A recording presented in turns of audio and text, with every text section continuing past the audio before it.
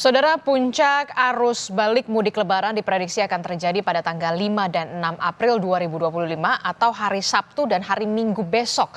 Di sejumlah ruas tol, polisi bahkan sudah menyiapkan skema kontraflow hingga one way untuk memecah kepadatan arus. Sementara para pemudik yang menggunakan kapal di Pelabuhan Bakahuni menyiapkan 75 kapal dan 9 dermaga untuk arus balik lebaran.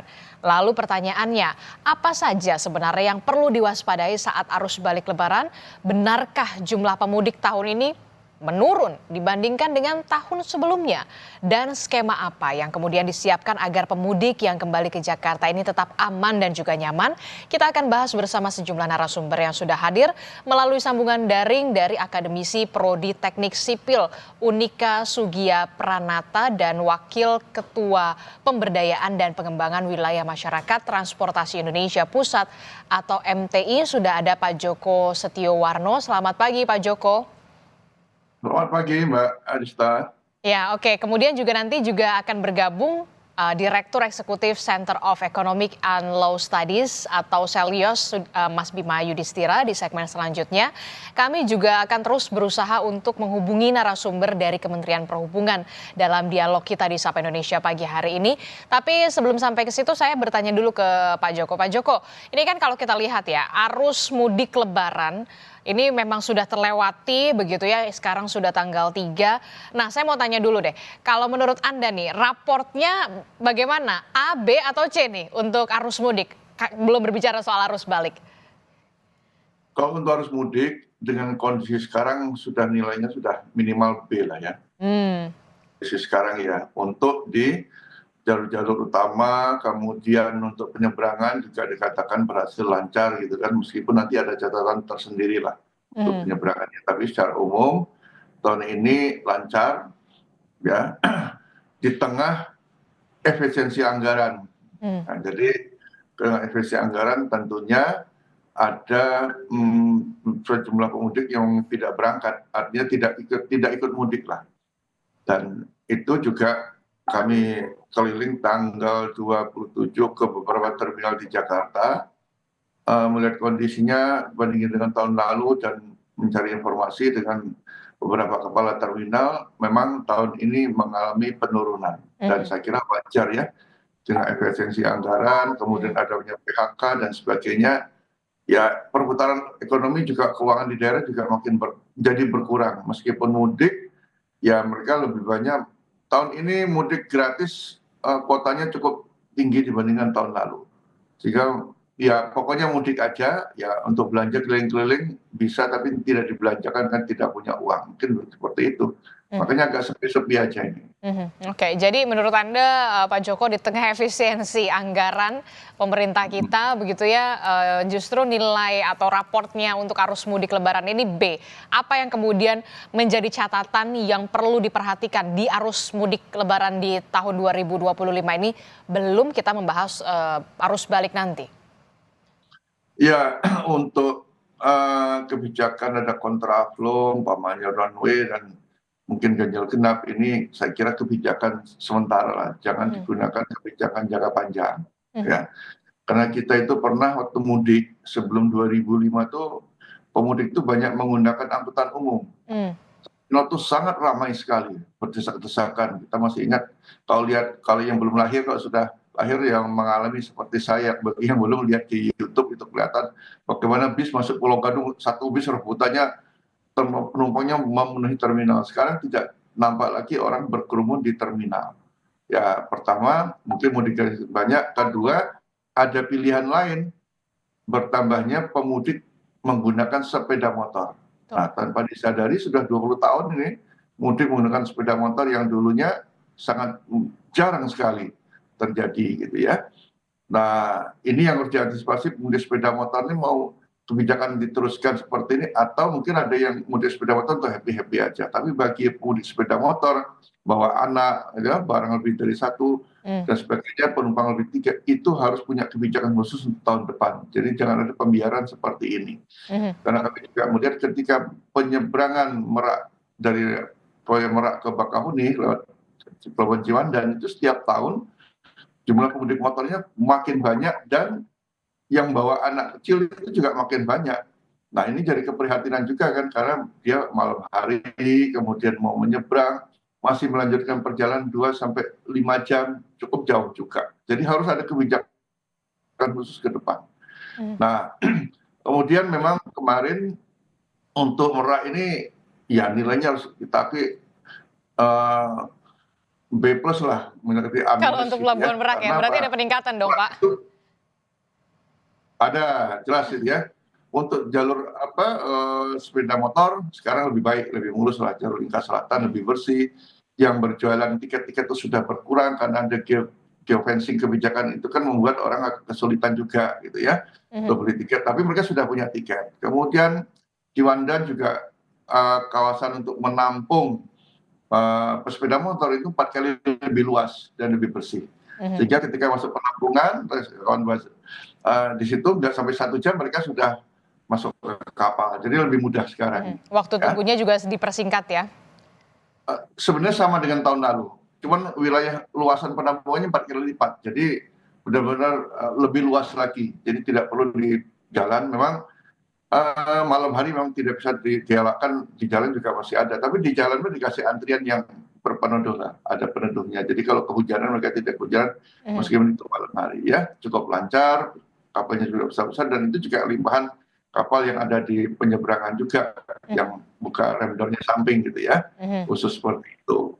Eh, di Merak juga katanya bisa bermain sepak bola itu sibuknya cuma 3 hari aja itu tanggal 26 malam, 27, 28, 29 aja. Mhm, mhm, Selain itu sepi, tapi angkutan barangnya mulai tahun ini dipisahkan ke pelabuhan BBJ Bandar Bakau Jaya. Memang di sana cukup luas, mhm, namun mungkin kapalnya kurang sehingga masih muncul antrian. Sehingga mhm, ini saya pikir ada kebijakan tidak biar tidak ada di jalan, mungkin nanti agak lebih dinamis lagi tahun depan, tetap seperti ini terbagi menjadi 3 pelabuhan dengan masing-masing tujuan yang berbeda. Nanti kalau Meraknya sepi ya, Merak itu sebagai yang pelabuhan utama yang dimanfaatkan semaksimal mungkin dulu, yang lainnya baru sebagai penunjang. Tetapi khusus sepeda motor tetap harus dipisah mhm, untuk mudik ya, mhm, kecuali untuk balik nanti beda lagi lah gitu mhm. ya.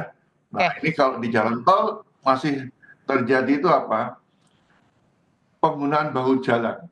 Nah ini harus gencar sekali ini, bahu Mhm, jalan yang ngeri juga untuk, pada bahu jalan itu kan untuk kondisi darurat gitu ya. Kemudian rest area masih menjadi titik-titik kemacetan. Jadi benar-benar dipikirkan manajemennya kalau sudah penuh ya sudah ditutup saja, dibuat informasi di FMS, nah, ya itu boleh ditutup sehingga bisa melaju. Ini juga sumber kemacetan di jalan tol di di rest area yang sudah ada. Meskipun sudah berkali-kali perlu informasi lebih masif lagi agar masyarakat keluar dari jalan tol menjadi rest area yang lebih banyak, lebih luas dan lebih nyaman sebenarnya dibanding harus di mhm. bahu jalan untuk Mhm, oke. beristirahat. Yang perlu di-underline adalah soal pelayanan di pelabuhan, Merak ini sudah jauh lebih, baik begitu ya dibandingkan dengan, arus mudik tahun lalu, termasuk juga soal bagaimana yang di jalur tol sendiri penggunaan bahu jalan ini juga tetap harus diperhatikan, termasuk juga soal rest area juga masih menjadi, titik-titik atau simpul-simpul kemacetan. Nah, kalau kita tahu kan sebelumnya juga pemerintah berlakukan WFA, work from anywhere begitu ya dengan maksud atau tujuan memecah kepadatan di arus mudik jangan sampai bertumpu di puncak arus mudik. Dari pengamatan Anda, dari pantauan Anda dengan adanya kebijakan WFA ini, apa kemudian efektif atau justru tidak? Tetap bertumpu di puncak arus mudik kemarin menurut Anda, Pak Joko? Ya, OFA ini sebenarnya kalau di penyeberangan kami lihat diperhatikan penyeberangan itu tanggal hari Sabtunya itu seminggu sebelum hari H itu cukup padat juga. Habis itu dia landai. Artinya Mhm, ada pengaruhnya. Meskipun tadi saya katakan ada penurunan juga gitu ya. Penurunan ini cukup membantu juga untuk mudik ini tidak banyak orang untuk mudik. Tapi kalau di jalan tol nampaknya eh, memang pada WFA itu cukup tinggi juga kalau lihat mhm, datanya ya. Jadi mereka menggunakan, jadi WFA ini bagi kelompok menengah ke atas mereka masih bisa mudik. Artinya dengan biaya sendiri, mmm, melihat pengguna jalan tol itu ada peningkatan memang. Katanya dibandingkan kami lihat di jasa ada peningkatan kondisi normal itu sekitar 25,5% dibandingkan volume yang sama tahun yang lalu itu ada peningkatan 0,5%. Ini saya kira kalau kendaraan pribadi biasanya kelompok menengah ke atas. Mhm. Tapi yang mungkin yang berkurang menengah ke bawah ini. Ya kalau ada yang bis gratis, kita kebetulan tahun ini mudik menggunakan bis gratis itu lebih banyak ketimbang tahun lalu. Ya, Oke. bahkan dari Jawa Tengah juga ada peningkatan 2 kali lebih gitu kan. Mhm. Kemudian di daerah-daerah juga melakukan lokal maupun dia ada antar provinsi Sumatera Selatan itu kan dia walaupun sedikit adalah mudik ke Pulau Mhm. Jawa. Mhm. Nah, lokal-lokal cukup banyak juga. DKI juga menyelenggarakan Mhm. meskipun terlambat akhirnya Kementerian Perhubungan juga mengeluarkan kebijakan itu. Mhm. Dan jangan lupa ini mungkin yang jarang diberitakan adalah mudik gratis menggunakan kapal laut. Ini cukup banyak ya. Kita jarang melihat itu. Ini sukses juga di tengah masyarakat kalau menggunakan pesawat meskipun sudah ada diskon ya itu juga masih mahal kan lebih baik mereka memilih menggunakan kapal laut gratis kalau nggak salah ada lebih 20 rute itu. Mhm. Cuman yang dihilangkan itu dari Tanjung Priok ke Tanjung Emas itu membawa sepeda motor. Nah mestinya itu tetap ada dipaksa orang menggunakan sepeda motor biar tidak banyak di jalan raya. Mhm. Ini yang Oke. menjadi mimpi Oke. ke depan. Oke, pemerintah bahkan sudah menyiapkan work from anywhere begitu untuk memecah kepadatan, arus mudik begitu ya, jangan sampai kemudian bertumpu di puncak arus mudik. Eee, Bisa dikatakan arus lalu lintas di masa arus mudik, 2025 ini cukup lancar. Tapi yang kemudian jadi pertanyaan, lancarnya ini karena memang angka pemudiknya turun atau seperti apa begitu ya? Saya bergabung bersama kita sudah bergabung ada Mas Bima Yudhistira dari Selios. Selamat pagi Mas Bim. Ya, selamat pagi. Ya, Mas Bim ini kan kalau kita lihat ya, Kementerian Perhubungan sudah mengatakan bahwa angka pemudik ini turun begitu ya. Kita lihatlah arus mudik kemarin begitu, oke ada macet tapi tidak terlalu yang cukup signifikan begitu ya. Sudah bisa dipecah dengan skema one way atau kemudian kontraflow, termasuk juga di bandara atau pelabuhan cukup lancar. Nah, Anda melihat lancarnya ini karena memang sudah tidak ada daya untuk mudik kemudian sehingga angka pemudiknya turun, atau faktornya seperti apa sebenarnya? Ya, memang salah satu faktor utamanya soal daya beli masyarakat. Mhm. Karena kalau kita lihat di segmentasi kelas menengah ke bawah, sebagian sudah menjadi korban dari PHK. Karena Mhm. Januari, Februari itu angkanya sudah 18.000 ya, dari Kementerian Tenaga Kerja. Itu besar sekali. Mhm. Kemudian di segmentasi menengah yang masih mendapatkan THR, mereka cenderung bersiap-siap nih. Jadi pasca Lebaran, rupiahnya melemah, kemudian banyak pengeluaran pasca Lebaran, mereka akan berpikir apakah harus mudik Lebaran atau cukup mentransfer uang ke sana keluarga atau bahkan tidak mudik Lebaran dan tidak mentransfer uang tahun ini Mhm. untuk bersiap simpanan yang lebih banyak pasca Lebaran. Mhm. Tanda-tanda indikatornya sebelumnya sudah terlihat. Salah satunya adalah deflasi sebelum adanya Ramadan. Mhm. Jadi ada anomali. Padahal momentum Ramadan Lebaran ini kan momentum terjadinya kenaikan konsumsi rumah tangga Betul. sepanjang tahun. Mhm. Mhm. Tapi sebelumnya ada deflasi. Kemudian impor barang konsumsi itu anjlok 21% dibandingkan tahun lalu. Terus penjualan kendaraan bermotor itu juga kelihatannya kurang begitu bagus. Penjualan perumahan juga kurang begitu bagus. Jadi memang dari sisi permintaan pada Ramadan Lebaran kali ini agak melambat. Mhm. Mhm. Jadi memang, memang tidak bisa dipungkiri daya beli ini kita lagi lesu-lesunya yang menyebabkan kemudian, banyak orang yang memilih untuk ya sudahlah tidak mudik begitu. Bahkan saya sempat melihat begitu ya, salah satu pengendara motor begitu ada tempel, stiker, "Maafkan Bapak, Nak, eee, Bapak habis kontrak." Begitu ya, untuk kemudian dia kembali ke kampung halaman dengan kenyataan ternyata tidak diperpanjang kontrak, belum lagi marak PHK di mana-mana, efisiensi anggaran, dari pemerintah. Nah, menurut Anda, maraknya PHK ini memang di berbagai sektor, semua, umum, dan yang kemudian jadi pertanyaan lah solusinya seperti apa ini, Mas Bim? Iya, sekarang kalau dilihat memang sektor yang paling kena PHK adalah sektor padat karya.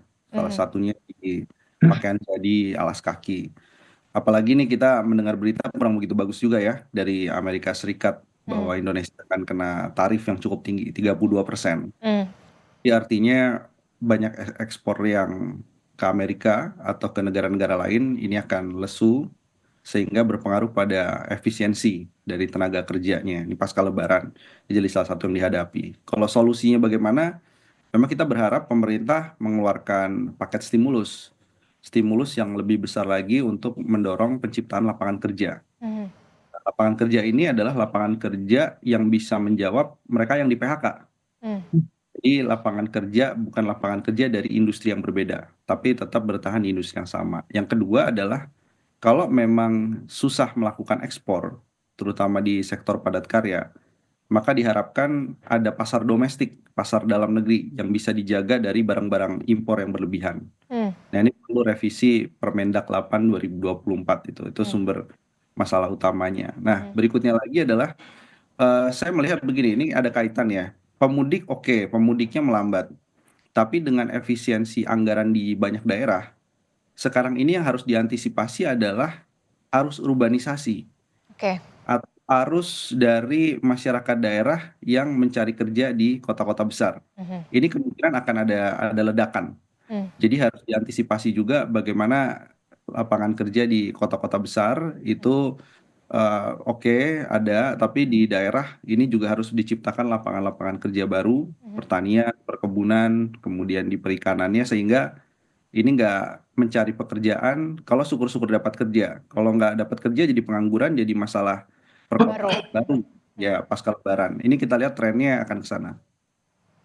Dan Anda melihat trennya setelah arus balik ini justru urbanisasi ke Jakarta makin makin meningkat ya, karena di daerah ternyata mau kerja apa udah susah. Ternyata pas sudah sampai di Jakarta ya sama aja, susah juga begitu di Jakarta. Nah, Mas Bim, kalau selama ini ekonomi kemudian bertumpu di musim Lebaran, tapi kita lihat realisasinya seperti yang Anda katakan, lesu, bahkan tidak ada daya belinya lemah sekali. Nah, pertanyaannya kemudian lalu kemana tumpuan ekonomi Indonesia selanjutnya?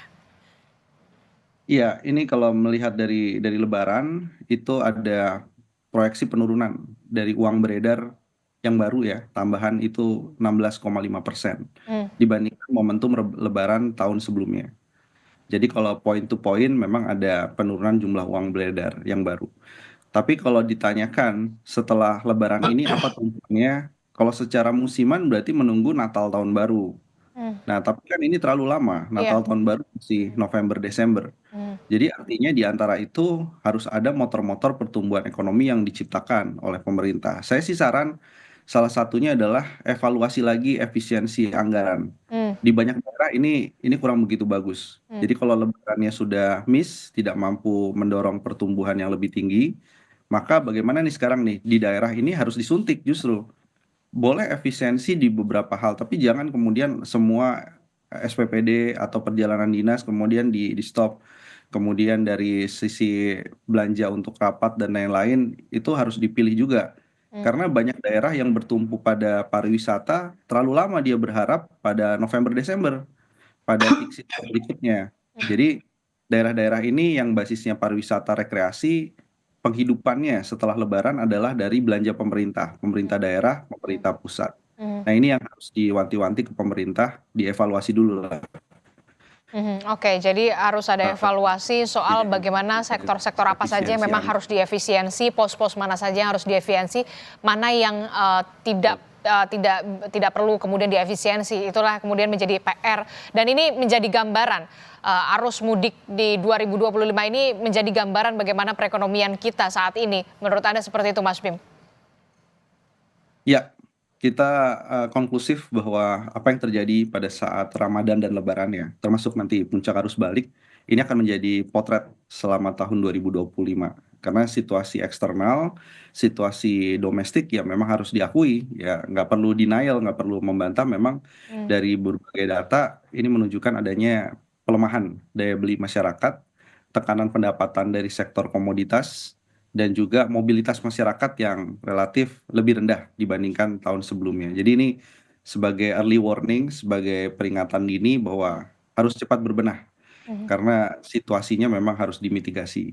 Mhm, mhm. Oke, penurunan angka pemudik di tahun 2025 ini di arus mudik lebaran ini tentu saja menjadi early warning untuk pemerintah untuk bisa mencari solusinya jangan sampai kemudian terpuruk terlalu dalam termasuk juga bagaimana persiapan dari pemerintah untuk menghadapi arus balik yang memang nanti akan segera terjadi di hari Sabtu dan juga hari Minggu prediksinya. Tapi nanti kita akan ulas usai jeda, kita akan jeda dulu sejenak, tetaplah bersama kami di Sapa Indonesia Pagi, kami akan segera kembali. Terima kasih Anda masih bersama kami dalam Sapa Indonesia Pagi. Saudara, kita masih membahas soal bagaimana arus mudik dan juga arus balik 2025 Lebaran yang mengalami penurunan dari yang angkanya sebelumnya di tahun lalu hampir menyentuh 200 juta orang yang melakukan perjalanan mudik. Kemudian di tahun ini menurun begitu ya, hanya 149,6 juta orang yang melakukan perjalanan mudik. Dan bagaimana pula yang harus diperhatikan oleh pemerintah termasuk persiapan untuk menghadapi arus balik yang diprediksi puncak arus baliknya ini akan terjadi pada hari Sabtu dan juga hari Minggu besok, saudara. Masih bersama saya ada Pak Joko dari MTI, kemudian ada Mas Bima dari Selios. Mas Bima, saya ke Mas Bima dulu ya Pak Joko ya, karena ini erat kaitannya dengan angka penurunan pemudik di Lebaran 2025 ini.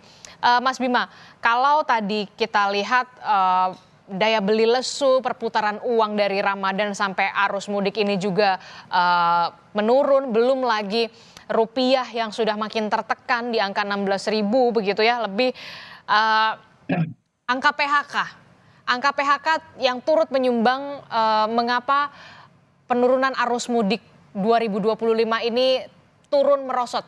Menurut Anda seperti itu? Iya, jadi ada erat kaitannya antara arus mudik yang cenderung lebih rendah dengan angka PHK. Karena kita bayangkan tahun 2024 lebih dari 70.000 orang yang di PHK. Itu data yang resmi. Saya kira banyak yang tidak terlapor juga angka PHK-nya. Artinya lebih dari 70.000 orang.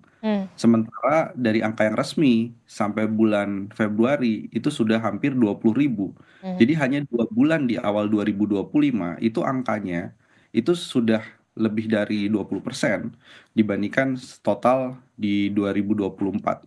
Jadi ini mengindikasikan apa? Mengindikasikan memang industri kita terus konsisten ya mengalami pelemahan khususnya di banyak sektor, terutama di sektor-sektor yang berkaitan dengan perlengkapan rumah tangga, sektor yang berkaitan dengan suku cadang kendaraan bermotor, dan juga sektor-sektor yang terkait dengan pakaian jadi kemudian tekstil yang berorientasi pada ekspor. Nah, di saat yang bersamaan, ini yang belum masuk adalah data dari sektor perkebunan dan pertambangan. Ini adalah sektor-sektor yang berpengaruh terhadap mobilitas dan juga minat melakukan mudik di Sumatera, Kalimantan, Sulawesi.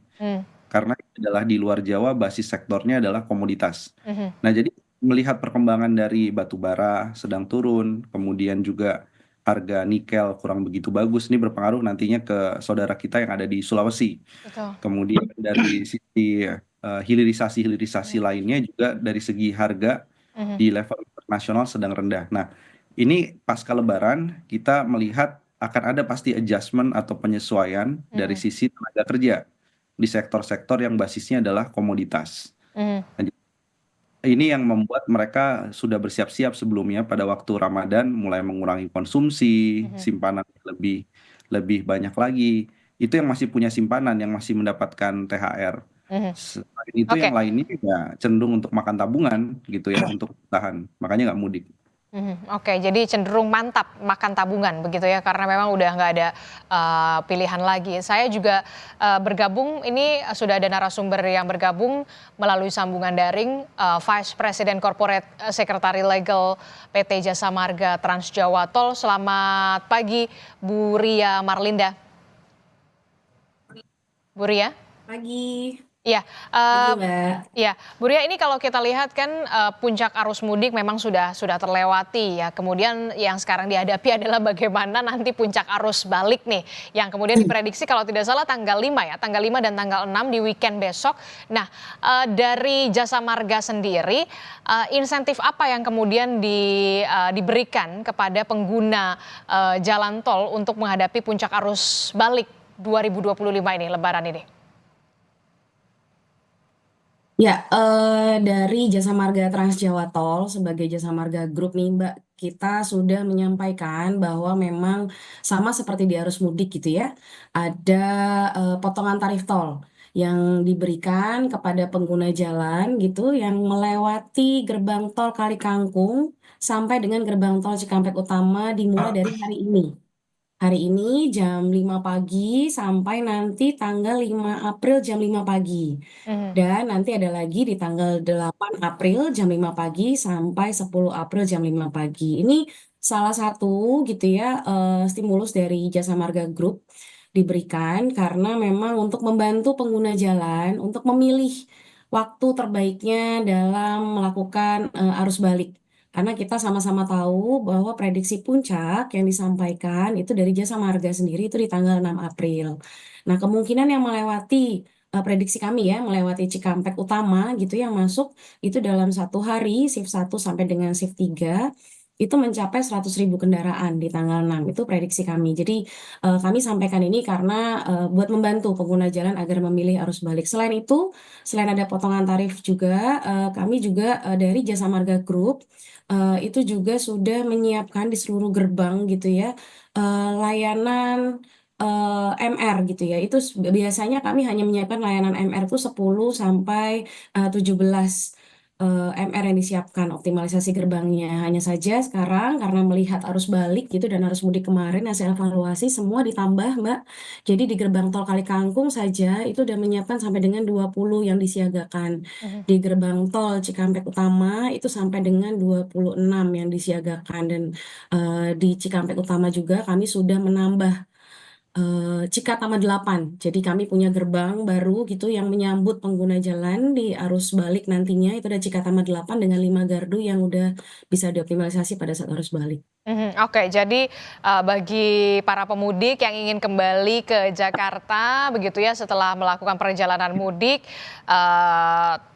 untuk tol ini ada potongan tarif tol ya dari tanggal Oh, 3 sampai tanggal 5, kemudian di 8 sampai tanggal 10 begitu ya.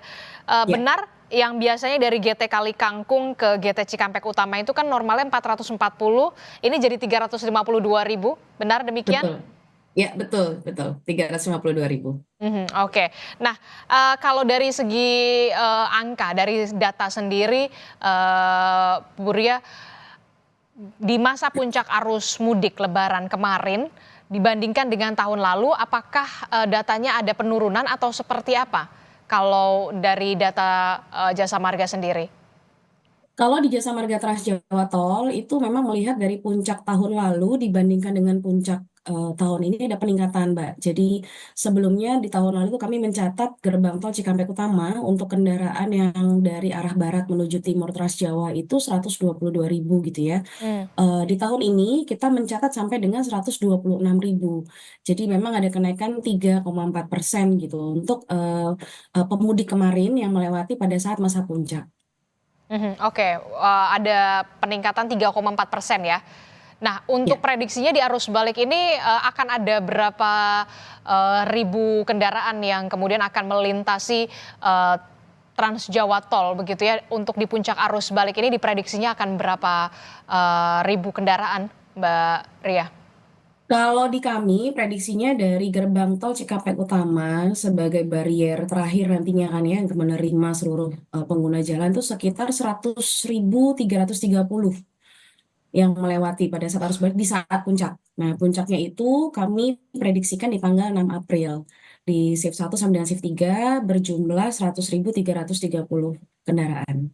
Untuk puncak arus balik sendiri, trennya apakah nanti dari siang, sore ke malam atau justru dari pagi ke siang nih? Kalau kemarin kan di arus balik ini trennya masih dari sore ke dini hari ya, Ya, padatnya. Kalau untuk arus balik sendiri seperti apa, Mbak Ria?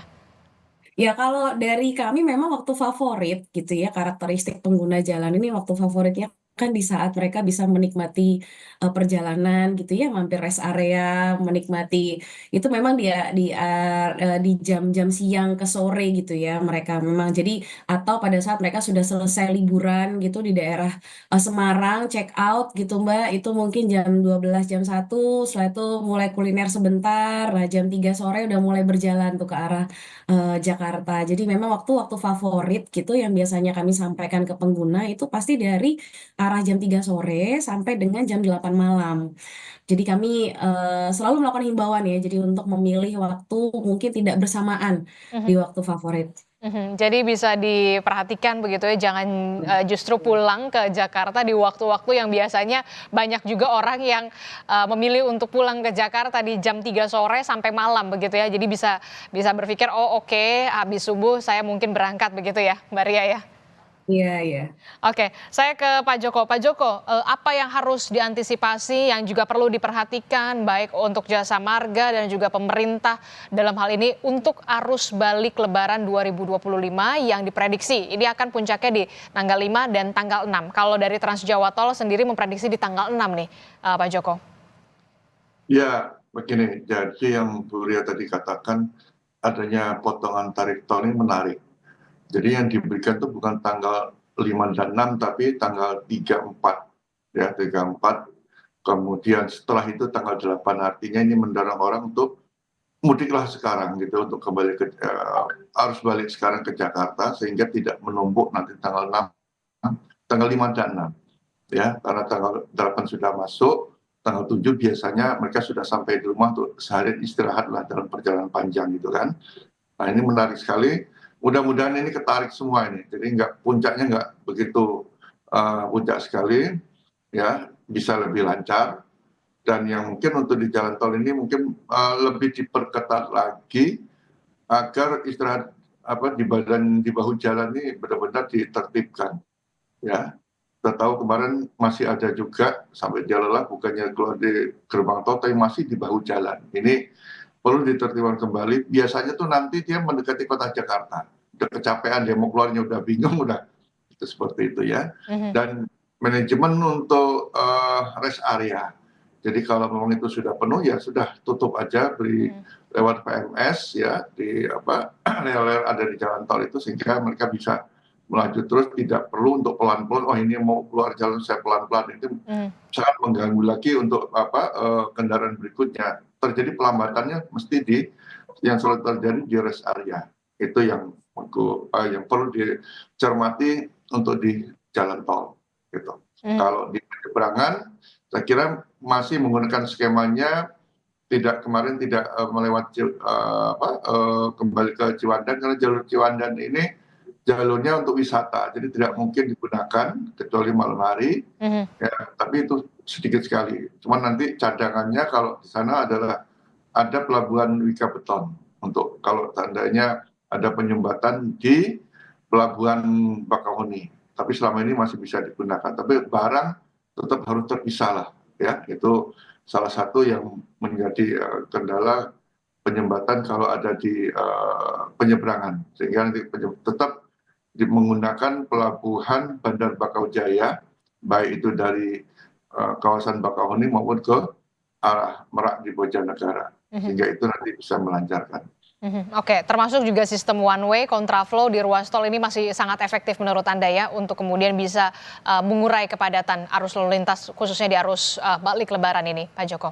Singkat saja. Ya, ini kebijakan, tapi jangan lama-lama, artinya bukan jangka panjang dengan one way terus-menerus, kan kita harus punya kebijakan baru lagi, Mhm. ya. Bagaimana pemudik itu dipaksa menggunakan angkutan umum. Ya tentunya kebijakan penggunaan angkutan umum itu dari hulu sampai dengan hilir. Mhm. Artinya sekarang kalau Jakarta kan sudah cukup bagus. Bagaimana di hilir ini? Jadi hilirisasi industri angkutan umum yang diperlukan sehingga nanti 5 tahun ke depan sudah mulai ada perubahan. Mhm. Perubahan bagaimana orang banyak menggunakan angkutan umum. Sebenarnya kalau bisnya sekarang justru lebih bagus ketimbang 20 tahun yang lalu. Oke. Kita jarang menemukan bis-bis antar kota yang tidak pakai AC, semuanya ber-AC. Mhm. Ya. Nah ini yang kita dorong sehingga lebih efisien lagi, ya. Dan tadi efisiensi anggaran itu boleh, tapi jangan mengabaikan aspek keselamatan. Itu yang efisiensi yang kemarin yang terlambat itu adalah penanganan jalan rusak. Ya anggarannya ada tapi turunnya kan terlambat ya. Kemudian pemeliharaan fasilitas keselamatan jalan, penerangan jalan umum, pemeliharaan rambu, marka ini juga tidak dianggarkan. Jadi jangan heran kalau malam hari lampunya pada mati karena nggak ada pemeliharaan. Pokoknya jangan sampai aspek keselamatan dipotong Abaikan. demi efisiensi anggaran. Sangat Oke, yang perlu di-highlight adalah jangan sampai efisiensi anggaran mengabaikan aspek keselamatan, apalagi di puncak arus balik. Terakhir, saya mau ke Mas Bima. Mas Bima, kalau tadi Anda menyebutkan arus mudik Lebaran 2025 ini tentu saja menjadi gambaran potret perekonomian Indonesia, begitu yang perlu diperhatikan adalah warning untuk pemerintah pusat. Tapi kalau misalkan dikatakan masalahnya nggak ada permintaan karena globalnya juga lesu. Apa yang kemudian bisa diantisipasi atau dilakukan oleh pemerintah pusat? Lalu bagaimana juga soal janji untuk menciptakan 19 juta lapangan pekerjaan, 5 juta diantaranya merupakan pekerjaan ramah lingkungan atau green jobs yang pernah dipaparkan dalam visi dan juga misi pada saat debat Presiden dan Wakil Presiden beberapa waktu yang lalu. Kita lihat apakah ini bisa terrealisasi dengan kenyataannya saat ini. Iya, saya mau mengambil contoh ini karena masalah transportasi ya. Contohnya tadi transportasi umum yang berkualitas. Mau dia intrakota, antar kota. Tapi kalau itu ada perubahan transportasi umumnya menjadi listrik misalnya, itu tentunya kan komponen dalam negerinya, kita tidak perlu banyak impor bus-bus dari luar negeri misalnya. Dan itu kan berapa banyak yang diciptakan dari rantai pasok dari hulu ke hilir. Kalau kita mau melakukan transformasi di transportasi tadi. Sudah emisi karbonnya turun, tambahan pekerjaannya juga akan lebih banyak. Nah itu yang disebut sebenarnya green jobs. Jadi kalau berkaitan dengan mudik ini ada kaitannya. Semakin banyak penggunaan transportasi umum yang ramah lingkungan, penciptaan lapangan kerja semakin banyak, ekonomi semakin berputar. Kalau pabriknya apalagi ada di daerah-daerah di luar di Jabodetabek tuh untuk pembuatan bus, itu baru kita bicara transportasi moda bus misalnya. Belum moda yang lainnya. Artinya ini yang harusnya dilakukan. Jadi ada nyambungnya gitu antara transportasi yang lebih ramah lingkungan dengan arus mudik yang lebih lancar, harga tiket yang lebih murah, jadi nggak pakai kendaraan pribadi. Nah, jadi pemerintah perlu mengintegrasikan. Jadi jangan kemudian loncat ya, ini saya agak kritik meloncat misalnya ke makan bergizi gratis. Apa kaitannya itu dengan job creation itu? Itu justru mengurangi job creation di kantin, di UMKM sekitar sekolah misalnya begitu. Terus kemudian hilirisasi. Kan ada sambungnya nih, transportasi hijau itu butuh banyak sekali baterai. Baterainya dari mana? Komponen dalam negeri, hasil hilirisasi tambang. Nah ini kita yang perlu susun pasca Lebaran ini adalah integrasi hulu dan hilir apa yang mau dicapai. Dan apa yang bisa menciptakan tenaga kerja. Memang nggak semua quick win butuh proses, iya. Tapi setidaknya ini. Kemudian yang berikutnya lagi tadi, menyelamatkan industri existing. Jangan keburu buka yang baru, menarik investasi butuh waktu, bangun pabriknya 3-5 tahun, tapi yang existing ini yang sekarang butuh bantuan, UMKM kita. Ini yang harus jor-joran pemerintah memberikan stimulus. Karena apa? Karena UMKM-nya maju, orang betah tinggal di desa. Orang betah tinggal di desa nggak kepikiran untuk nyari kerja di Jakarta, ngapain? Biaya hidupnya tinggi gitu kan. Belum tentu juga kepastian kerjanya ada, lebih baik dia menyuburkan ekonomi yang ada di desa dengan UMKM. Nah ini harapannya memang menjadi fokus dari pemerintah kalau memang ingin mencari solusi. Oke, kita akan lihat bagaimana nanti setelah Lebaran begitu ya, apakah benar nanti akan ada lonjakan urbanisasi dari daerah-daerah ke Jakarta. Walaupun kita lihat juga di Jakarta juga lagi lesu-lesunya begitu ya perekonomiannya. Terima kasih Mas Bima dari Selios, kemudian ada Mbak Ria juga dari Jasa Marga dan juga Pak Joko dari MTI. Terima kasih Bapak-bapak dan juga Ibu-ibu sudah bergabung bersama kami dalam Sapa Indonesia pagi hari ini. Selamat pagi, sehat selalu.